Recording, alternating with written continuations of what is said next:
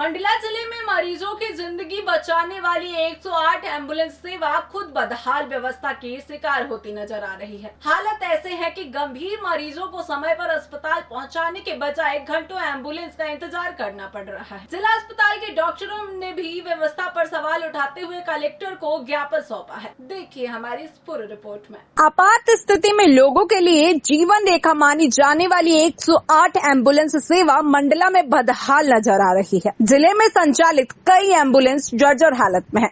कहीं ऑक्सीजन की कमी है तो कहीं जीवन रक्षक उपकरण, स्ट्रेचर, सायरन और टायर तक खराब पड़ी हुई हैं। ऐसे में गंभीर मरीजों की जान जोखिम में पड़ रही है। जिले में 27 जनजनी सुरक्षा और 13 basic life supporter BLS ambulance संचालित है, लेकिन 15 जुलाई की रात जिला अस्पताल से 6 से 7 गंभीर मरीजों को जबलपुर रेफर किया जाना था। कई बार संपर्क करने के बावजूद एक भी एम्बुलेंस समय पर उपलब्ध नहीं कराई जा सकी।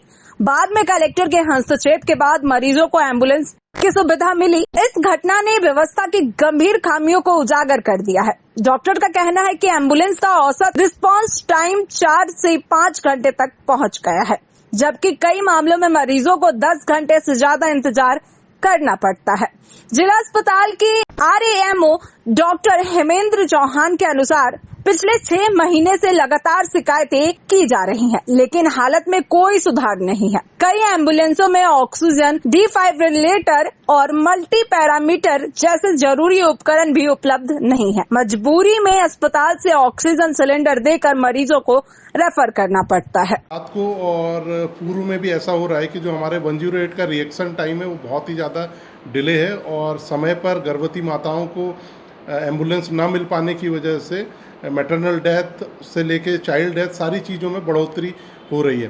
क्योंकि कल हमारे पास 5 ऐसे पेशेंट थे जो कि प्री एक्लेम्सिया वाले थे, जिनको तत्काल मेडिकल कॉलेज जबलपुर भेजना था, लेकिन तमाम प्रयासों के बावजूद स्टाफ के द्वारा लगातार कॉल किया गया, लेकिन एम्बुलेंस जो है अवेलेबल नहीं हो पाई। उससे पूर्व में भी एक दिन पहले ही हमारे यहाँ पर जो एक एक्लेम्सिया पेशेंट थी जिसको 1:30 बजे हमारे द्वारा रेफ़र किया गया, लेकिन एम्बुलेंस जो है अगले दिन 10:30 पर उपलब्ध हो पाई। इस प्रकार की जो एम्बुलेंस की उपलब्धता है कहीं ना कहीं हमारे मैटरनल और चाइल्ड डेथ को बढ़ावा देंगी और आने वाले टाइम पे हमारा जो हेल्थ सिस्टम है उसमें जो पैरामीटर्स है, इंडिकेटर्स हैं, उसमें बहुत बढ़ोतरी हो सकती है।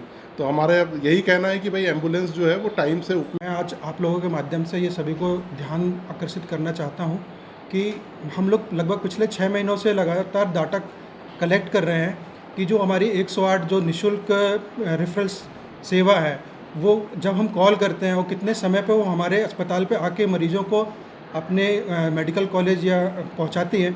हम लगातार देख रहे हैं कि 108 में ऑक्सीजन की अनुपलब्धता रहती है।